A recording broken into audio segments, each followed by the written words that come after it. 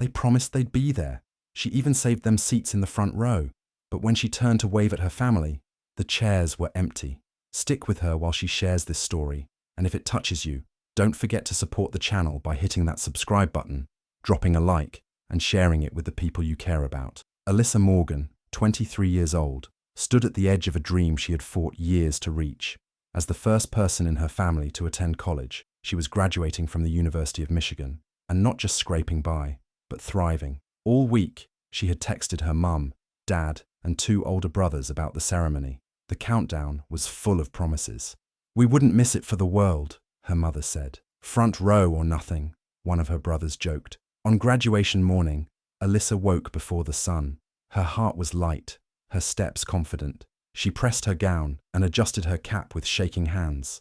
When she arrived at the venue, she secured 4 front-row seats and taped her family's names to them. She wanted them close, wanted to feel their pride when her name echoed across the stadium. When the moment came and the announcer called out her name, Alyssa Morgan, summa cum laude, she stepped forward, her eyes immediately searching for familiar faces in the crowd. But there were none, just strangers applauding politely. The 4 chairs she'd reserved sat untouched, painfully empty. Her heart thudded against her chest as she walked across the stage, smiling through the burn in her throat. She clutched her diploma with trembling fingers and kept glancing toward those seats, still hoping they might suddenly appear. They didn't. After the ceremony, she checked her phone. No calls, no messages. No, "We're so proud of you." Nothing. She sat alone on a bench outside the hall, refreshing her screen again and again, until finally, hours later, she opened Instagram. Her brother had posted a story, a backyard BBQ, laughter, music. Her whole family gathered around the grill, plates piled high. Her youngest brother raised a glass and shouted, "To us!" They hadn't forgotten. They just didn't care. Alyssa Morgan sat on the edge of her bed, the soft blue light of her phone illuminating the corners of her dorm room. Her graduation cap was perched neatly on the nightstand, and her gown still hung on the back of her chair. She had just returned from the ceremony, one of the proudest moments of her life, but the quiet in the room was deafening. She opened Instagram, chose her favorite photo, her standing tall, in front of the University of Michigan emblem, holding her degree, with a tired, tearful smile. She captioned it, 4 years, 3 jobs, 2 hours of sleep, 1 degree. She made it. Within minutes, notifications flooded in. Friends from class, professors, even old high school acquaintances were commenting and cheering her on. "So proud of you. You did it. This is so inspiring." But as the hours passed, one silence grew louder. Her mom didn't comment. Her dad didn't like the post. Her brothers said nothing. Not a word. Not even an emoji. She refreshed the app, checked her messages. Nothing. She waited until late evening, telling herself maybe they were busy, maybe they missed it. But deep down, she knew better. With shaking hands, she opened her messages and texted her mom. "Did you see my graduation post?" The reply came back fast. Too fast. "Yeah, we saw it. We didn't think it was a big deal. College isn't everything." The words knocked the breath from her lungs. Her throat tightened. College isn't everything. The sentence replayed in her head, cruel and dismissive. After all she had sacrificed, after everything. She lay back on the bed, eyes stinging. And in that stillness, the memories came. The nights she fell asleep face down on her textbooks after closing at the diner. The days she went hungry so she could afford lab supplies. The panic attacks she had in the campus library bathroom, crying quietly so no one would hear. She thought of the scholarships she applied for secretly, the tutoring sessions she gave to freshmen just to make ends meet, the snowstorms she walked through because her old car wouldn't start, and her family never offered to help. She did it all alone. And yet, the people she had done it for, to make proud, to prove wrong, to finally be seen by, couldn't be bothered to hit like. This wasn't about one photo, or one missed celebration. This was about years of being overlooked, years of being the quiet, forgotten child who never caused trouble, who didn't ask for much, who handled everything on her own. Alyssa set her phone down slowly and looked out the window. They didn't see her. They never had. But the world was starting to, and maybe that was enough. The scent of roasted turkey and cinnamon pies filled the air that Thanksgiving. But Alyssa Morgan felt a chill she couldn't explain. She had just come home from her first real job out of college, a research assistant position she'd worked tirelessly to land, and was hoping, Maybe this year, someone would ask about her work or say they were proud. She stepped into the hallway to grab her sweater when she paused near the den. Her father's voice filtered through the slightly ajar door. "Alyssa's always had her nose in the clouds," he said with a quiet scoff. "Thinks she's better than us just because she went to college." Her uncle laughed. "That girl's always been too big for her boots." Alyssa froze. Her stomach dropped. For years, she'd told herself the coldness from her family was just tough love, that deep down, they were proud, that they just didn't know how to show it. But now she knew the truth. They weren't proud. They were resentful. She backed away from the door, heart pounding in her chest. The laughter inside suddenly unbearable. She remembered every moment she had stayed home studying while her brothers played video games or partied, and how they teased her for it. "You're too uptight. Come on, relax for once. Nobody cares about your essays." They laughed when she told them she had dreams of working in public policy.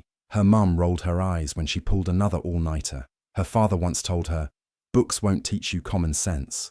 Meanwhile, her brothers got standing ovations for getting their oil changed or holding down a part-time job for 3 months. Every effort Alyssa made to rise above their expectations was met with silence, mockery, or dismissiveness. She had mistaken that silence for indifference, but it wasn't. It was jealousy dressed as pride. That night, as they gathered around the table for dinner, Alyssa sat quietly, picking at her food. No one asked about her new job. No one even mentioned her name. But she was done begging to be seen. She had spent years trying to earn their approval. Now, she finally understood. She didn't need it. Alyssa Morgan sat alone in her small apartment, the glow of her desk lamp casting soft shadows across the worn pages of her notebook. She hadn't planned to write anything that night, but something inside her felt heavy, too heavy to keep carrying in silence. So she picked up a pen and began. "Dear Mom, Dad, and everyone else who was supposed to love me like I mattered." The words poured out faster than she could think. Her hand trembled as she wrote, but she didn't stop. For the first time in her life, she gave herself permission to say it all. She wrote about the moments that shattered her, like sitting alone in the bleachers at her high school awards ceremony, watching other families clap and cheer while hers didn't show up. She described how it felt to save them seats at her college graduation, only to watch strangers fill the space where her family should have been. She wrote about the birthdays they forgot, the nights she stayed awake studying with an empty stomach because there wasn't enough money for groceries after tuition. And most of all, she wrote about the silence, the absence of even a kind word when she needed it most. Halfway through the letter, her pen paused as a memory surfaced, one she had buried deep. It was her second year of college, finals week. Her part-time job had cut her hours, and all she had left in her account was $12. Not enough for rent, not enough for food, not enough for anything. That night, she sat on the cold stairwell outside the library, trying to figure out how to keep going. Her hands shook. Her chest hurt from holding back tears. She texted her family for help. No one responded, but someone else did. Sarah. Her best friend brought her hot soup, tucked a blanket around her shoulders and stayed by her side all night. No questions, no judgment, just quiet, steady love. Alyssa blinked back tears as she wrote Sarah's name in the margins of the page. That was the night she almost gave up, but Sarah didn't let her. She looked down at the letter now, pages and pages of pain, grief, and the aching hunger to be seen. She never sent it. She folded it gently and placed it in a box beneath her bed. But the process changed her. Letting the truth exist on paper gave her the closure her family never offered. And as she closed the notebook, Alyssa understood something she hadn't before. She didn't need to make them understand her pain. She just needed to stop carrying it alone. Alyssa Morgan didn't start journaling out of revenge. Not at first. It began as therapy, a way to process the silence, the absence, the invisible ache of always being the forgotten one. Every page held a piece of her story, the sleepless nights, the small wins no one clapped for, the milestones that came and went with no text, no call, no family pride. But as the entries filled up, something shifted. The journaling became less about what they didn't see and more about everything they missed. Her first college presentation that made her professor tear up, the scholarship she earned without anyone's help, the early mornings she ran to catch the bus, clutching black coffee and borrowed hope. They hadn't been there for any of it, so she wrote it down, all of it. She began posting excerpts online, small reflections about resilience, ambition, and the beauty of building alone. She didn't post for attention. She posted for the version of herself who needed proof she was moving forward. Quietly, Her posts gained traction. People related to her story. Strangers commented, messaged, shared. They saw her. Meanwhile, her family still didn't ask. Not about the writing, not about her job, not even when she got accepted into a prestigious summer internship with a public policy firm in DC. She dropped the news during a family dinner. Her dad changed the subject. Her brothers barely blinked. But Alyssa smiled to herself. They didn't have to care. She wasn't doing it for them anymore. Each journal entry became a step forward, a record of growth, a reminder of how far she'd come without applause. She started documenting her daily routine, work, study, reflection. Her followers grew. Then came invites to speak at workshops, virtual panels, networking events. She never announced it to her family, never bragged. She simply kept going. It wasn't the kind of revenge that screamed. It was the kind that whispered through success, the kind that turned every ignored moment into fuel. Alyssa didn't need them to notice her anymore because the world had started to. It was a rainy Tuesday afternoon when Alyssa Morgan's phone lit up with an unfamiliar number. She let it ring, then it buzzed again, and again, until finally she picked up. Her mother's voice came through, frantic and unsteady. "Your brother's been arrested, Alyssa. We don't know what to do.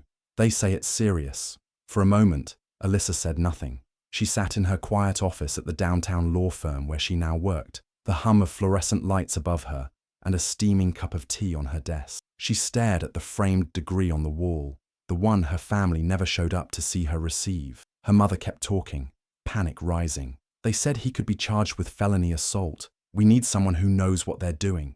You work with lawyers now, right? Can you help?" Alyssa took a breath. The irony wasn't lost on her. After years of being dismissed, ignored, and belittled, they had finally called, not to congratulate her, not to apologize, but because they needed something. She asked for the case details, kept her tone even, professional. Her mother hesitated before giving them, clearly unsure of how to speak to this new version of Alyssa, the woman who didn't bend under guilt or shrink under family pressure. "I'll think about it," Alyssa said, her voice calm. Her mother sounded surprised. "You'll think about it?" "Yes. I'll call you if I can help." She hung up before her mother could protest. Alyssa never called back. It wasn't revenge, not really. She didn't wish harm on her brother, but she remembered all the times they watched her struggle and turned away. The empty chairs at her graduation, the silence after she posted her cap and gown photo, the Thanksgiving whispers about how she thought she was better than them. Now they believed she was useful because she had something they needed, but she wasn't a tool, not anymore. For the first time, Alyssa felt something stronger than pain, stronger than bitterness. She felt power, not the kind that came from hurting someone back, but the kind that came from finally choosing herself. She wasn't their emotional safety net. She wasn't their fixer. She was a woman who had built a life without them, and that life didn't have to make space for their emergencies.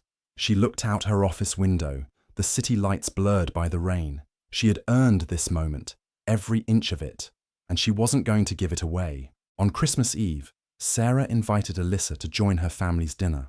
At first, Alyssa hesitated. Holidays had always been complicated. Her own family barely noticed her during special occasions, or worse, made her feel like an outsider in her own home. But Sarah insisted. When Alyssa stepped into Sarah's house, warmth wrapped around her like a blanket. The smell of cinnamon and roasted turkey filled the air. Laughter echoed from the kitchen, and twinkling lights danced across the walls. She smiled politely, unsure where to stand, until Sarah's younger brother ran up and hugged her like she belonged there. Dinner was set for 12. A seat had been saved for her, with her name on a little handwritten card. Sarah's dad poured her a glass of sparkling cider and toasted to family, both born and chosen. Sarah's grandma asked about her job at the law firm. Her cousins complimented her dress. And when someone asked about her graduation last year, she braced for the usual awkward silence. But instead, Sarah's mum gently touched her arm and said, "We were so proud when we saw your story on the news. You've done something incredible, Alyssa." Alyssa blinked, caught off guard. Sarah's mum's eyes welled with tears. "You remind me of me when I was younger. You didn't just survive, you rose." For the rest of the night, Alyssa barely touched her food. She listened. She laughed. She answered questions and told stories. No one interrupted her. No one rolled their eyes. No one dismissed her dreams. For once, she wasn't too much or too different. She was seen. She was celebrated. When it was time to leave, Sarah hugged her tight and whispered, "Your family here, always." In the car, Alyssa sat in silence as snowflakes tapped gently against the windshield. She clutched the small gift Sarah's mum had handed her, a photo frame with a note inside. "You deserve to be surrounded by love." The tears came quietly, not the kind that burned with anger or grief, but the kind that washed something heavy away. For the first time in a long time, Alyssa felt full. She hadn't lost everything. She had found something better. She had found her other family. When the local news station reached out to Alyssa, she thought it was a mistake. They wanted to do a segment on young professionals who had beaten the odds, and her name had come up, submitted by a former professor. At first, she hesitated. Part of her still carried the weight of invisibility, of being overlooked for so long it almost became a second skin. But she said yes. The interview took place in the firm's conference room. Cameras rolled as she shared her story, from working 3 jobs to keep up with tuition, to the nights she studied until sunrise, crying silently in library corners, wondering if any of it was worth it. She didn't name her family, didn't mention the empty chairs at graduation, or the texts that were never returned, but she didn't have to. The story aired on a Thursday evening. Within hours, her inbox filled with messages, old classmates, professors, even strangers online. People called her brave. They said her story made them cry, made them believe in second chances. She gained followers, interview requests, podcast invitations. Suddenly, the world that once ignored her was now clapping, loudly. She sat alone in her apartment that night, eating dinner in front of the screen, watching her younger self on the television recount a life so few had ever bothered to ask about. Her hands trembled slightly, not from nerves, but from a strange kind of peace. She had done this. She had survived the silence. And now, her voice carried. The next morning, a text came from her mother. "Saw you on the news. Guess you're doing all right. No, we're proud of you. No, sorry for not being there. No, we watched it together and cried." Just that. A few minutes later, her father followed with, "You look different on TV. Hope you're staying out of trouble." Alyssa stared at the screen for a moment. The pit in her stomach, the one she used to feel whenever they dismissed her wins, didn't show up this time. There was no anger, no heartbreak, just distance, clarity. She didn't reply. She didn't need to. She closed her phone, opened her laptop, and began preparing for her next interview, this time with a national podcast about young leaders. Let them watch. Let them pretend like they had always believed in her. She didn't owe them her success. She had earned it without their applause. 1 year after graduating, Alyssa received an email that made her pause in the middle of her busy workday. Her alma mater was inviting her back, not just to attend commencement, but to speak at it. She read the message twice to be sure. The same university where she had once cried in stairwells, doubting herself and feeling utterly alone, now wanted her to inspire the next generation. She said yes, without hesitation. On the day of the ceremony, the sun poured down on the campus quad. Alyssa stood backstage in a tailored navy dress, holding her speech in one hand and steadying her breath with the other. She glanced toward the seats. In the front row sat Sarah, her best friend, surrounded by her parents and younger siblings. They waved and cheered when they saw her. Sarah's mum even held a homemade sign that read, "Go Alyssa." The sight of them made Alyssa's chest tighten, not with sadness, but gratitude. These were the people who had seen her worth when her own family refused to. They had shown up, not out of obligation, but love. When her name was announced, the crowd applauded as she stepped up to the podium. The microphone hummed to life, and the breeze tugged gently at her notes. She began by sharing her journey, the long nights, the jobs, the struggle of being the first in her family to attend college. She spoke about failure, resilience, and the quiet moments when no one is watching, yet you keep going anyway. Then, her voice grew firmer as she said, "Some of us don't have families who show up for us, and that hurts. But the beautiful truth is, we can choose who we keep close. We can build our own circle, one genuine connection at a time." The audience grew still. A few students nodded. Some wiped away tears. Alyssa ended with a soft smile. "Your success doesn't depend on who claps for you. Sometimes, it's about clapping for yourself, until the right people join in." When she stepped down, Sarah rushed over and hugged her tight. This was the graduation Alyssa had dreamed of. Not the one with empty chairs and silence, but one filled with pride, love, and chosen family. The air was thick with memories as Alyssa stepped into her old apartment. The walls were still the same faded beige, the floor still creaked near the kitchen, and the tiny window still let in that one stubborn beam of light that used to land directly on her desk. She stood in the center of the room, hands in her coat pocket, taking it all in. This place had seen everything. Her breakdowns at 2 a.m. over papers and bills, the moments she fell asleep at her desk after pulling double shifts, the times she counted every cent to buy instant noodles, the nights she cried quietly into her pillow because no one ever called to ask how she was doing, no one from her family at least. And yet, she had survived. No, more than that, she had thrived. Alyssa reached into her bag and carefully pulled out her degree, freshly framed in simple black wood. She had kept it in storage for months, not out of shame, but because she didn't know where it truly belonged. But now, standing in the place where the journey began, she knew. She placed it on the wall above her old desk, the same spot where she used to sit for hours dreaming of a life beyond this small space. With a black marker, she wrote on the bottom edge of the frame, "She did it alone," and that was enough. The words felt final, not in a way that ended a chapter, but in a way that honored everything before it. Later that morning, Alyssa walked into her downtown office, head high. The receptionist greeted her with a warm smile. The coffee machine buzzed in the corner. She passed a framed newspaper clipping with her face on it, a feature about young professionals reshaping their industries. She had earned every inch of this space. In the reflection of the glass door, she caught a glimpse of herself, composed, confident, and calm. A version of herself her younger self could only dream of. Before stepping fully inside, she paused, and in that moment, her heart whispered the words she had never said out loud. I didn't graduate for them. I graduated for the girl who never gave up, even when no one was watching. And with that, Alyssa smiled. Not for the world, not for her family, but for herself. For the girl who had once felt invisible, but had always been unstoppable. Do you think Alyssa was right to walk away and build her own life without her family's support? Or should she have given them another chance? Let me know your thoughts in the comments. I'd really love to hear from you. And if stories like this move you, make sure to subscribe and hit the notification bell so you never miss one.